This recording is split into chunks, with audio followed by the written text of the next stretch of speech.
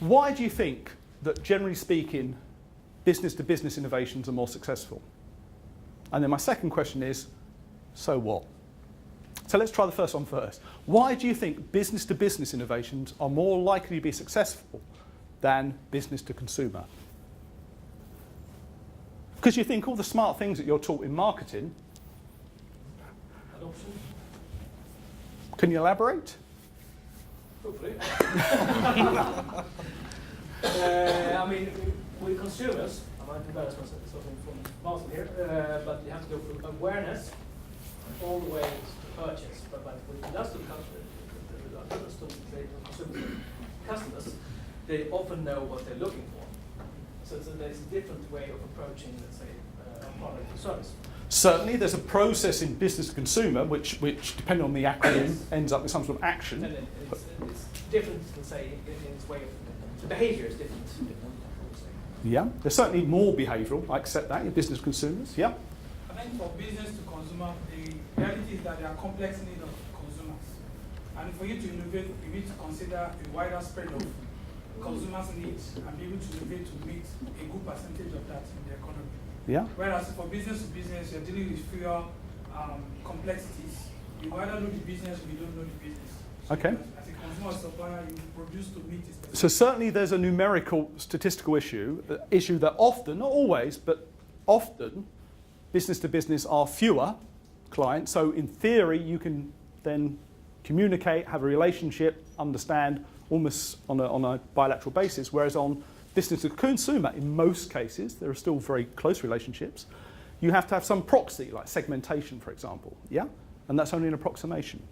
I think if you look at from Michael Porter's perspective, it's based on the power of either the suppliers or the power of the buyers. That's our friend Michael Porter. Yes. Yes. So in a business-to-business environment, because whatever the scenario you're in, whether he's the supplier to you or he's the purchaser from you, it consistently demands innovation because of the power he wields over you, since you generate a specific portion of your profits from this business and he can take his business elsewhere. Yeah. So you consistently need to find means in which you can either reduce the cost for him or make his processes a bit more efficient. Yeah.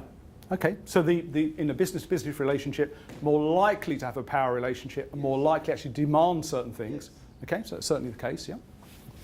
I think business to business, with businesses, you're both looking at the same kind of thing. You're looking at profitability and shareholder value. Yeah. So I think there's a certain common ground in understanding. Yeah. As consumers, it's emotional. It's very difficult to predict. Exactly that. That's another issue. In business to business, quite often there are metrics.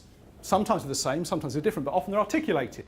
You want it cheaper, higher performance, greater yield, lower waste, those sorts of languages, yeah?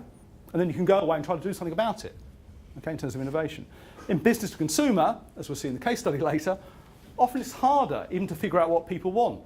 And often you make big mistakes because you use proxy tools to try to understand that, like QFD, we'll talk about in a moment, yeah?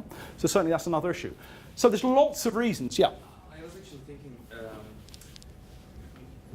from my experience, some businesses are reluctant to adapt new technologies or new innovations because they fear or they scare about that their business will be, or themselves, their careers will be ending. For example, there's a new database solution called MySQL, but since Oracle is safe, the branding is big, etc., they stuck with this technology. So, Yeah. is it really business-to-business innovation successful? Good point. The point being made is that often, and that's what I was going to say, so what? And that's one of the so whats. One of the so whats is the types of innovation tend to be different. That's why we need to be really careful about our language, about what we're talking about. Because often people say, yeah, business to business, more likely to be successful because they're more articulate, sophisticated, it's relational, blah, blah, blah. But that's a really good insight in terms of often the types of innovation that are happening are different. And they're different because of that relationship and because the metrics are more narrowly defined. I mean, so yes, my question to you is, so what? What do you think, what types of innovation do you think would be promoted in a business-to-business relationship? Because we're seeing they're more successful, or more likely to be, but what sorts of innovation? Well, I think businesses are all looking at the differentiation. then you've got that kind of common ground. Whereas customers, they may like things the way they are. They may not be if you're looking at ways to differentiate, it's attractive to businesses, however you do it. Customers may be resistant. Yeah. Okay. It's creating a competitive advantage for business, second business. So they embrace this new innovation. Okay. Good point. That if you didn't hear at the back, that a business will often articulate what it wants from it, differentiation, a competitive advantage, and then often you have to deliver something that provides that or provides it. The flip side of that is it tends to be quite focused because people say, in our business, this is how we differentiate. In our business, this is the competitive advantage. And they will often then close down the debate, close down the potential suppliers in terms of what they seek to get from that relationship. So it tends to be more narrowly defined, for better and for worse. Any other implications that you think? Yeah. We'll talk about this business to business seeking improvement. Yeah. I mean, in all these kinds of terms, because that leads to, yeah, exactly. Already, it gives you, let's say, the competitive edge Yeah. In the long run. Yeah. So it tends to be not only more focused in terms of what are we trying to change, but it also tends to be actually quite incremental. I want slightly higher profitability, slightly lower waste, slightly higher yield, often single-figure percentages, because people don't want things to break. They get worried, yeah? So I want a bit better process, a bit better functionality. So it tends to be more incremental within a very narrow trajectory.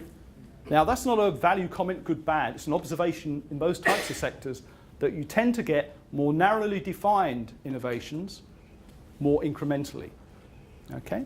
So that's the reason why we need to, in this session, develop and share a slightly better, more precise vocabulary about what we mean by different flavors of innovation. Because the takeaway isn't that business-to-business innovations are more likely to be successful. It's that they generate different types of innovation that are more likely to be successful in that narrow sense. Okay?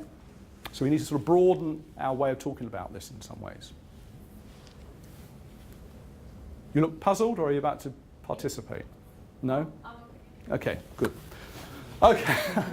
Okay, so very roughly speaking, it depends on sector, country, time frame, but it's roughly twice as profitable, grow at twice the rate. It varies by study, but it's that order of magnitude. It's not 1%, 2% more. Very significant improvements in many cases. So even getting it half right is very valuable.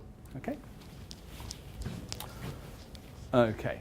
That's a pretty crowded slide. I'd like you to take maybe one or two things from that. This is another one of these stylized facts. What do we know about innovation? Well, quite a lot. Over 30 years of research. It's roughly how long people have been looking at this series.